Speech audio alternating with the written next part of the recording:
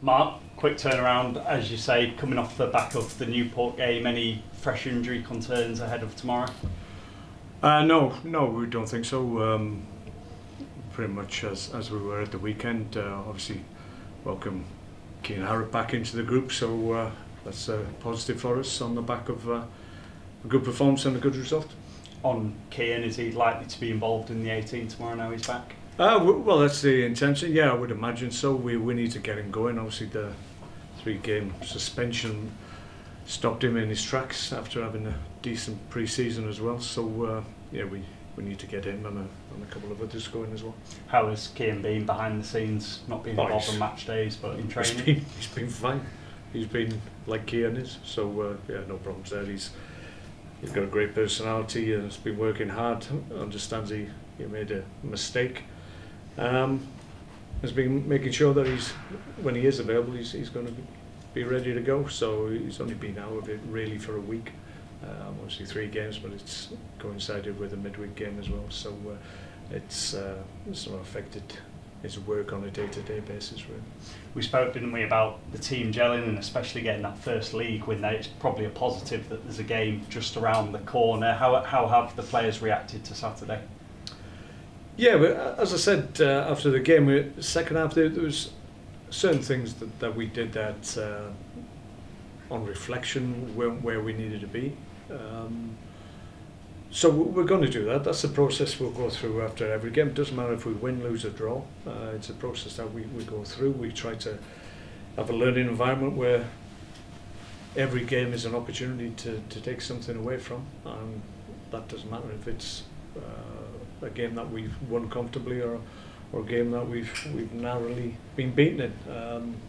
There's positives and negatives in every game that we play, so it's about taking the information out of those games that we can use to make ourselves better. And I guess in a way it's just about taking stock as well. As we speak now, 43 games to go, it is still going to be a work in progress, isn't it? Oh yeah, I think we've done okay up to this point. I mean, like I said, it's a totally new team, given the personnel changes we've had. I think at the weekend, only 2 or 3 guys who were playing regularly last year were in the first 11, so it is a big change, and at times we won't be as fluid as we know we can be, but I think given the group has only just come together, I think we're doing okay. One of those who was here last season, Alex Gilliard, playing a little bit more deeper in a slightly different position. How have you found Alex's response to that and his performances so far?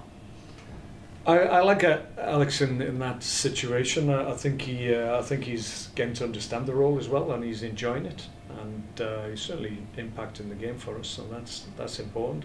I just like his energy. Technically, he's always been a good player. He's played in further positions, higher positions, further up the field, and so technically he can look after the ball in those key areas. But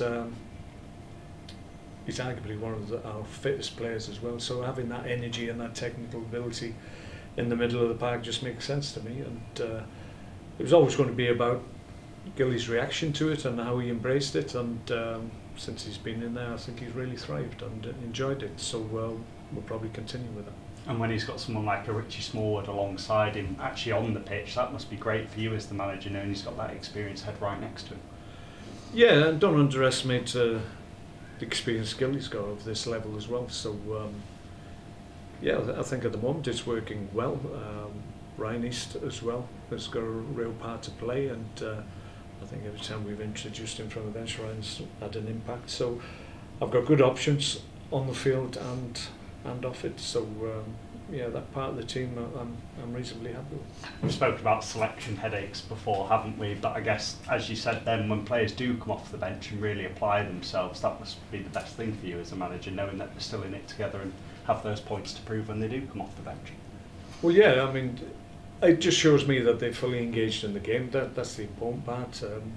Some will have to be more patient than others, but as long as they're fully engaged in what's happening on the pitch when they are on the bench, and if they are called upon to finish the game for us, then they've got to be engaged and understand at what point and in what context that they're entering the field of play. And if they've got that and they've been attentive to what's going on ahead of them, then they can come on and have the impact that I want and the team wants. So I'll be pleased, because that seems to be happening in every game, almost to a man. Every time we make a change, it seems to have a positive impact, and that needs to continue, because we've got good strength on the bench, and it's not about starters and subs, it's starters and finishers. I don't know who came out with that thinking, but I actually quite like it, so I might claim it as my own, but it's probably somebody else that's come up with it.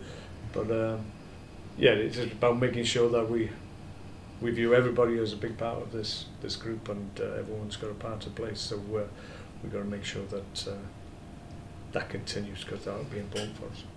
On to tomorrow night, the same fixture last season. It was a very tough afternoon, wasn't it, for your side? Do you almost feel that it could be an early mark to assess where you are going back down to Colchester with the memories of last season? Maybe so. Like I said, it's a new group, so not too many of the ones that were involved that day are around. But I'm still here, I remember it, so it's a case of making sure that we put that right. It wasn't a great day, I have to say. The poorest performance that we produced when I first came in, so we need to address that. It's not going to be easy. They'll make it difficult for us, and we just got to keep doing the things that we know affect opposition teams, and when we do that and do them well and do them correctly, then it always affects the opposition. So it's about banging the drum about what we need to do well. And they're still looking for their first league win of the season. Does that make it almost a little bit harder, Mark, going to their ground, knowing that their fans have that expectation on them to find that first win? It depends. It could be a bonus for us, because obviously they might be a little bit more open. So we found at times difficult to break down teams, so if they do feel that they need to get on the front foot and ask questions of us, which you expect a whole team to do anyway, yeah, that might be an opportunity for us to exploit spaces going the other way. So we'll have to see. We'll have to see what their approach is. Sometimes teams can surprise you, as we've already found out this year. Thanks for your time. Okay. Obviously, you're setting off day before, as we speak today. How do you view these sort of journeys? Are you a manager that likes to take a break on the way down, get the players to stretch their legs, or just get the journey out of the way? For the most part, we try and get the journey out of the way. That's why you go the night before. We've got all of tomorrow to get the guys fully prepared. In the past, sometimes if we feel it's necessary, just get a room. You don't need a pitch sometimes, just to do a preparation session, just get people obviously stretching off and making sure that you can get a little bit of the travel out, but it's always preferable than actually travelling on the day, in my view. But sometimes it makes sense to go on the day if it's close, but ideally you want a little bit more time, just to make sure your time's right leading into the game. And of course, the weather forecast, there's the possibility of very heavy rain, which could throw a lot of plans out the window. I suppose it could really level things up. Well, yeah, but we live here, don't we? We know exactly what the weather's like, so there's not a lot we can do about it. We'll just try and deal with the controllables. We can't affect the weather or do anything in regards to that. We just got to deal with whatever's thrown at us, and that includes opposition and weather. So hopefully it won't be something that will impact on the game in terms of postponements, or if there's a lightning storm above us, then that would be a worry, but we've got to be unlucky to be involved in that. So we'll approach the game as we would normally and make sure that we're ready. If the weather throws a bit of rain, I think we'd be all grateful for that. And talking about, have you had to change your training routine at all with the heat and the hardness of the ground? No, not really. We anticipated that at the end of last season and made sure that our pitches, our front pitch isn't quite ready yet, but our back pitch has been really great. It's been tended well. We've got a new machine that obviously hydrates it and makes sure it's watered to the right level, which has enabled us to have a good surface and not play on parched ground that's rock hard. I think that's been the case in the past, and that undoubtedly affects the work that you can do and the quality of the work that you can do. So it was a real key thing for me, given what the current staff had told me, that the pitches weren't great on occasions. That's in the winter and the summer, so basically they weren't great, full stop. So we need to address that, and I'm happy with the quality of pitches we have at the moment. Well, that Keane Harrop, he strikes me as a sort of character who'll be bouncing off the walls a little bit if he's not involved. Has it been sort of difficult to, I know it's been a quick turnaround in terms of time, but just the fact he couldn't be involved in these games? Yeah, for him it's been difficult. It's obviously we can't worry too much obviously about guys that aren't available. You've got to focus on the guys that are available. So, but in the background, obviously he's working hard and has had a good week. He's had to do extra work because obviously he's missing game time, but he's done that really well. And looks really sharp, I have to say, in his work. He's 1 week, a week and a half by the time the game comes further down the road in terms of his overall fitness and his training days. So yeah, he's ready to go. Maybe, strange way, maybe the sending off will be a good thing because he'll be more determined to make an impact. So let's hope that's the case.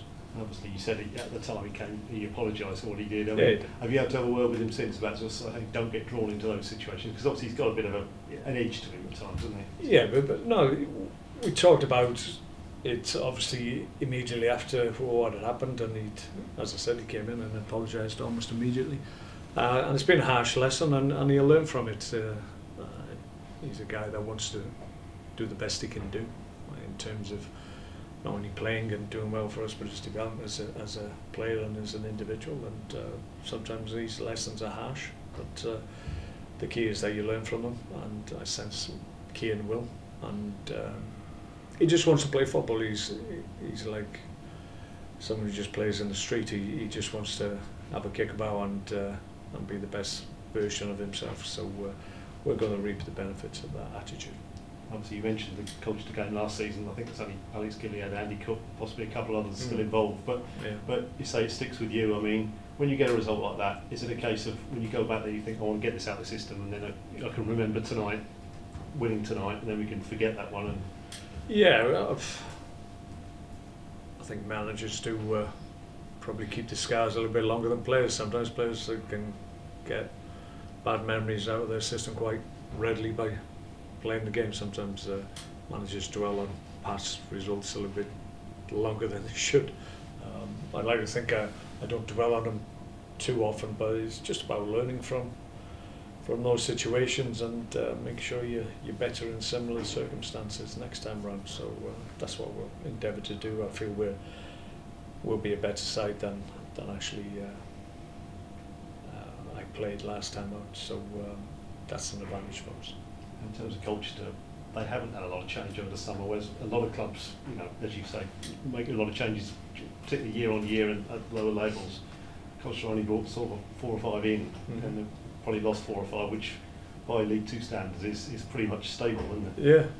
Yeah, that's quite surprising, really. But yeah, and they might benefit from that, obviously, because they'll have a lot of players that know each other and know what they're about and what they're trying to achieve in games. So that can be, maybe early in the season, can be an advantage for them. But from your point of view, from our point of view, yeah, we know what you're we know what we're facing as well. So there's a reverse of that coin as well. So we'll see what they put out in front of us, and we'll try and deal with whatever team and whatever personnel they've got.